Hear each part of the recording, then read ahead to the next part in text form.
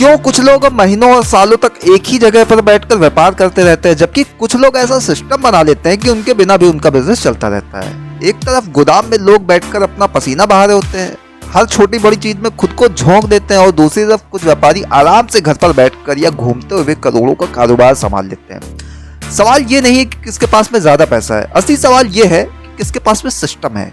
यही विरोधाभास है आज के इस 5वें हिस्से की असली शुरुआत, क्योंकि अब बात होगी थोक व्यापार को खुद पर निर्भर बिजनेस से सिस्टम पर चलने वाला बिजनेस बनाने की।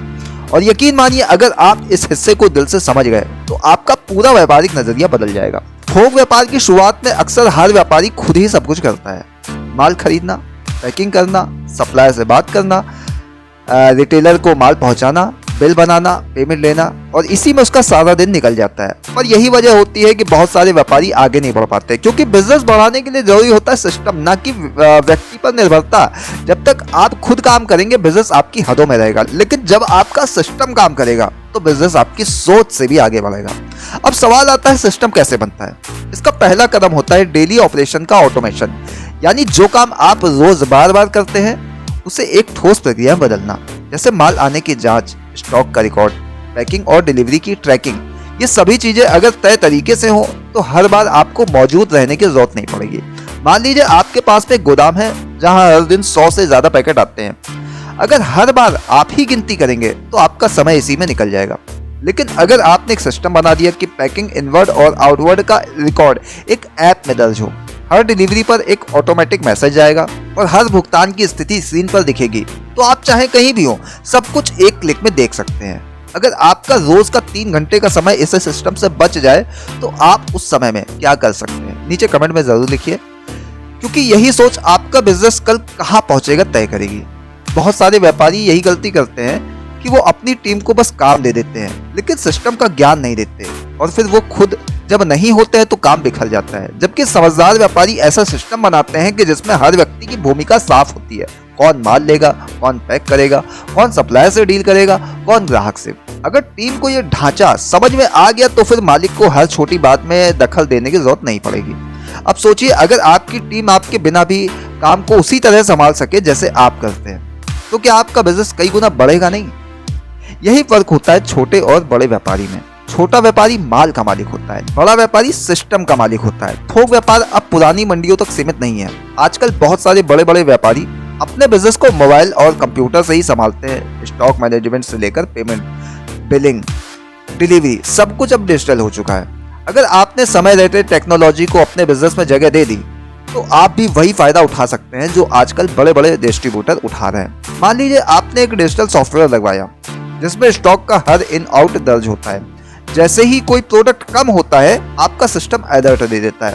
पेमेंट के लिए रिमाइंडर ऑटोमेटिक जाता है। इससे न सिर्फ आपका समय बचता है बल्कि गलती की गुंजाइश भी खत्म हो जाती है। यही वो चीज है जो एक साधारण थोक व्यापारी को स्मार्ट बिजनेसमैन बनाती है। आपने देखा होगा कई व्यापारी अपने शहर में तो अच्छा व्यापार करते हैं, लेकिन जैसे ही किसी दूसरे शहर में जाने की बारी आती है सब कुछ गड़बड़ हो जाता है। ऐसा इसलिए होता है क्योंकि उनका सिस्टम उनके साथ बंधा होता है, बिजनेस से नहीं। लेकिन जिनका सिस्टम मजबूत होता है वो कहीं से भी अपना विस्तार कर देते हैं। मसलन अगर आपने गोदाम में एक तय प्रोसेस बना दिया, पैकिंग, बिलिंग, डिस्पैच और पेमेंट की, तो अगर आप कल को किसी दूसरे शहर में नया गोदाम खोलते हैं तो आपको बस वही प्रोसेस लागू करना होता है, चाहे आप वहां हो या ना हो। काम वैसे ही चलेगा जैसे आपके पहले गोदाम में चल रहा है। यही स्केलेबल बिजनेस की असली पहचान होती है। अगर आप आज से ही अपने बिजनेस को सिस्टम पर डालना शुरू कर दें तो क्या 6 महीने बाद आप किसी और नए शहर में शाखा नहीं खोल सकते?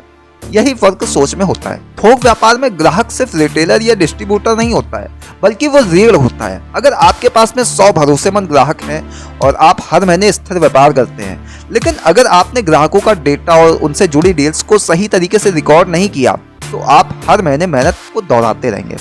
समझदार व्यापारी ग्राहक मैनेजमेंट को एक सिस्टम में डालते हैं।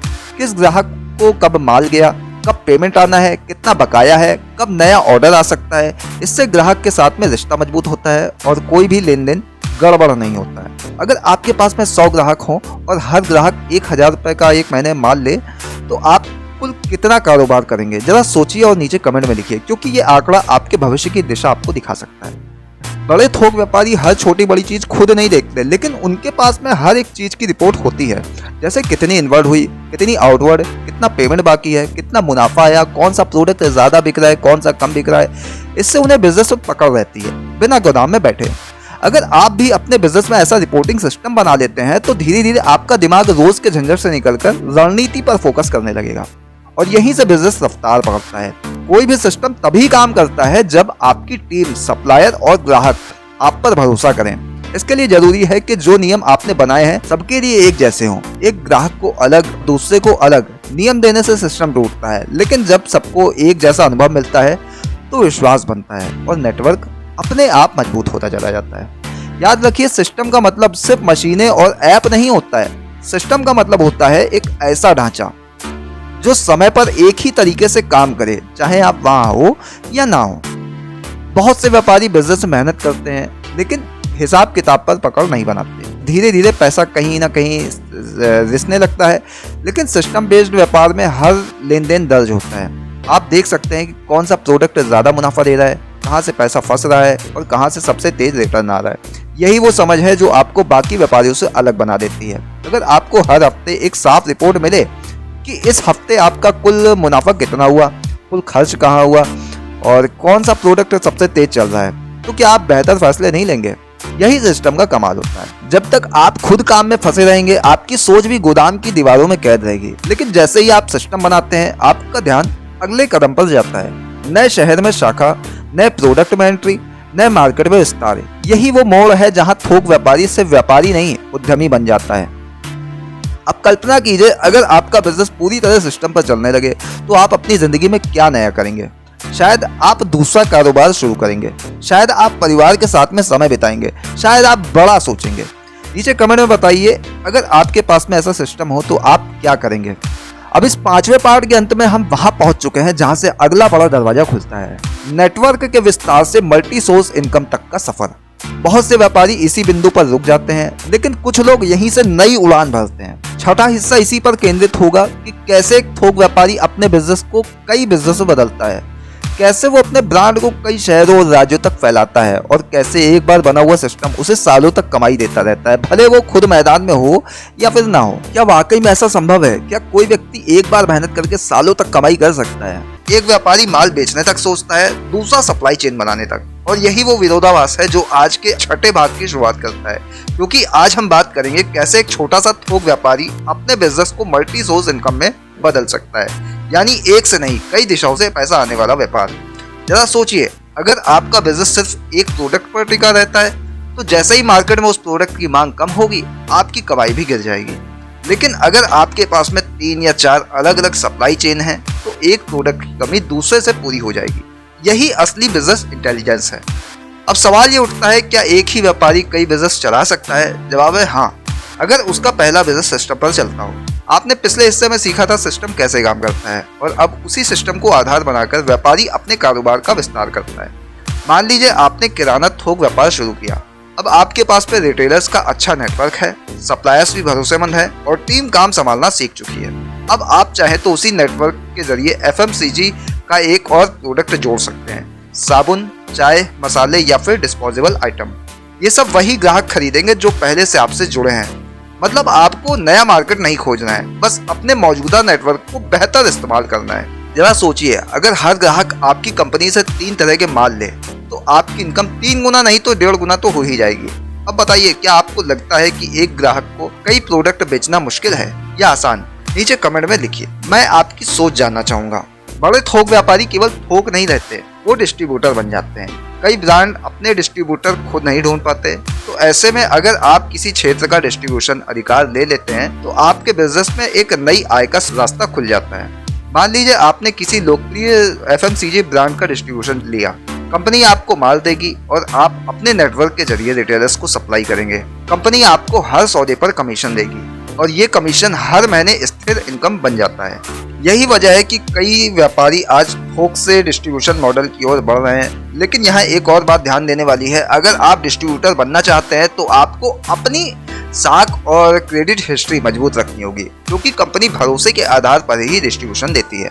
अब सोचिए, अगर आप शहर में 50 दुकानों पर आपका प्रोडक्ट मौजूद हो तो आपकी ब्रांड वैल्यू कितनी बढ़ जाएगी। नीचे कमेंट में लिखिए, क्या आप कभी अपने शहर में किसी ब्रांड के डिस्ट्रीब्यूटर बनना चाहेंगे। अब आते हैं अगले चरण पर, ब्रांडिंग और वैल्यू एडिशन। यही वो कदम है जहां एक व्यापारी नहीं ब्रांड ओनर बन जाता है। उदाहरण के लिए, अगर आप मसालों का थोक व्यापार करते हैं तो आप अपना खुद का पैकिंग ब्रांड बना सकते हैं जिसमें वही माल आपकी पैकिंग में बिके। इससे दो फायदे होते हैं, एक आपकी पहचान बाजार में अलग बनती है, दूसरा आपका मुनाफा बढ़ता है क्योंकि अब आप माल बेचने वाले नहीं, आप ब्रांड बेचने वाले हैं। अब आप खुद सोचिए, अगर कोई ग्राहक आपके नाम से प्रोडक्ट मांगे तो क्या वो आपसे जुड़ाव महसूस नहीं करेगा। यही है ब्रांड वैल्यू। अब थोड़ा आगे बढ़ते हैं डिजिटल थोक विस्तार की तरफ।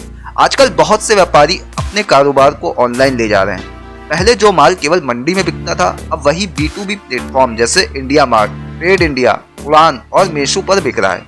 अगर आपने अपने थोक बिजनेस को ऑनलाइन प्लेटफॉर्म से जोड़ लिया तो आपका बाजार सीमित नहीं रहेगा। आप सिर्फ अपने शहर तक नहीं, देश के हर कोने में माल बेच सकते हैं और यही वो कदम है जो आपको लोकल बिजनेस से नेशनल बिजनेस की तरफ ले जाता है। मान लीजिए आप पटना में बैठे हैं लेकिन दिल्ली, लखनऊ, भोपाल और जयपुर के रिटेलर्स को ऑनलाइन माल सप्लाई कर रहे हैं, तो आपका बिजनेस कितना बड़ा हो सकता है। यही आधुनिक थोक व्यापारी की असली ताकत है। क्या आपने कभी अपने प्रोडक्ट को किसी B2B प्लेटफॉर्म पर लिस्ट किया है?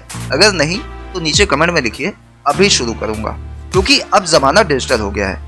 अब आते हैं विविधता और जोखिम कम करने पर। थोक बिजनेस में एक बड़ी गलती ये होती है कि लोग सारा पैसा एक ही सेक्टर में लगा देते हैं। मान लीजिए किसी ने सिर्फ कपड़ों का व्यापार शुरू किया लेकिन अचानक मार्केट में डिमांड घट गई या नया ट्रेंड आ गया तो उनका पूरा बिजनेस डगमगा सकता है। स्मार्ट व्यापारी ऐसा नहीं करते हैं, वो हमेशा 2 या 3 अलग अलग सेक्टर में बैकअप रखते हैं। जैसे कपड़ों के साथ में फुटवियर, पैकेजिंग मटेरियल या इलेक्ट्रॉनिक्स एसेसरीज। इससे किसी एक सेक्टर के गिरने पर दूसरा संभाल लेता है। अब जरा सोचिए, अगर आपके पास में 3 प्रोडक्ट लाइन हो और हर एक से अलग अलग इनकम आए तो आपकी सुरक्षा कितनी बढ़ जाएगी। नीचे कमेंट में बताइए, अगर आपको 3 अलग अलग सेक्टर में बिजनेस शुरू करने का मौका मिले तो आप कौन कौन से प्रोडक्ट चुनेंगे। अब यहाँ एक दिलचस्प पहलू है, सप्लाई चेन में हिस्सेदारी। जब आपका बिजनेस स्थिर हो जाता है तो आप सिर्फ सामान बेचने की जगह सप्लाई चेन के किसी और हिस्से में भी हिस्सा ले सकते हैं, जैसे ट्रांसपोर्टेशन, वेयर हाउसिंग, पैकेजिंग या प्रोडक्ट सोर्सिंग। अब वो खर्चा आपका मुनाफा बन जाएगा। यही असली व्यापारिक सोच होती है, खर्च को मुनाफे में बदल देना। अब आते हैं टीम डेवलपमेंट और लीडरशिप पर। जब आपका बिजनेस कई दिशाओं में फैलता है तो आपको हर जगह खुद मौजूद रहना संभव नहीं होता है। इसलिए जरूरी होता है कि आप अपनी टीम में लीडर्स तैयार करें, उन्हें सिर्फ काम नहीं, निर्णय लेने की क्षमता भी सिखाएं। एक अच्छा व्यापारी अपनी जगह कई छोटे निर्णयकर्ता तैयार करता है ताकि सिस्टम बिना रुकावट के चलता रहे। अब आप बताइए, क्या आपकी टीम में ऐसा कोई व्यक्ति है जो आपकी गैर हाजिरी में भी आपका काम संभाल सके? अगर हाँ तो कमेंट में उसका पहला नाम लिखिए और उसे धन्यवाद दीजिए, क्योंकि वही आपके बिजनेस की रीढ़ है। अगर आप सच में देश भर में बिजनेस फैलाना चाहते हैं तो आपको डेटा और मार्केट एनालिसिस की समझ रखनी होगी। कौन सा सीजन किस माल के लिए मुफीद है, कौन सा शहर किस दाम पर खरीदता है, ये सब समझने से आप स्मार्ट डिसीजन ले पाएंगे। उदाहरण के लिए, अगर आपको पता है कि बिहार और झारखंड में डिस्पोजेबल प्लेट्स की मांग गर्मियों में बढ़ती है तो आप मार्च से ही स्टॉक बढ़ाना शुरू कर देंगे। इसी तरह अगर आपको समझ है कि त्योहारों के वक्त में कौन सा प्रोडक्ट चलता है तो आप पहले से तैयारी कर सकते हैं। यही वो समझ है जो बिजनेस को अनुमान पर नहीं, डेटा पर चलाती है। अब जरा सोचिए, अगर आपको आने वाले 3 महीनों की डिमांड पहले से पता हो तो आप कितना फायदा उठा सकते हैं। जब आपका ब्रांड और सिस्टम दोनों मजबूत हो जाए तो आप अपने बिजनेस को दूसरों को फ्रेंचाइजी देकर बढ़ा सकते हैं। यानी आप अपनी प्रक्रिया, ब्रांड नाम और सप्लाई चेन को दूसरों को देकर उनसे रॉयल्टी या कमीशन भी कमा सकते हैं। सोचिए, अगर आपके नाम से दूसरे शहरों में शाखाएं खुलने लगे और हर शाखा से आपको हर महीने एक तय हिस्सा मिले तो क्या आपका बिजनेस अपने आप नहीं बढ़ेगा? यही असली स्मार्ट थोक व्यापारी की पहचान है। अब धीरे धीरे बात वहां पहुंचती है जहां व्यापार एक संरचना बन जाता है, ऐसा ढांचा जो कई सालों तक अपने आप चलता है। आपने सिस्टम बनाया, नेटवर्क फैलाया, ब्रांड खड़ा किया, टीम सशक्त की, अब आप सिर्फ मॉनिटर करते हैं। यही है मल्टी सोर्स इनकम सिस्टम। लेकिन अब असली सवाल यह है, क्या इस सिस्टम को आगे और बढ़ाया जा सकता है? क्या ऐसा संभव है कि आपका बिजनेस देश की सीमाओं से बाहर भी जाए? क्या एक भारतीय थोक व्यापारी इंटरनेशनल लेवल पर एक्सपोर्टर बन सकता है? इस सवाल का जवाब इतना आसान नहीं है, लेकिन इतना रोचक जरूर है कि आप अगला भाग मिस नहीं करना चाहेंगे। सातवां हिस्सा इसी पर केंद्रित होगा कि कैसे एक भारतीय थोक व्यापारी अपने प्रोडक्ट को विदेशों में भेज सकता है, कैसे इंटरनेशनल मार्केट में ब्रांड रजिस्टर होता है और कैसे एक लोकल थोक व्यापारी धीरे धीरे ग्लोबल सप्लायर बन जाता है। अब आप बताइए, अगर आपको मौका मिले तो कौन सा भारतीय प्रोडक्ट विदेश भेजना चाहेंगे? नीचे कमेंट में जरूर लिखिए, क्योंकि अगली बार हम उसी सपने को हकीकत में बदलने की पूरी प्रक्रिया समझाएंगे। तैयार रहिए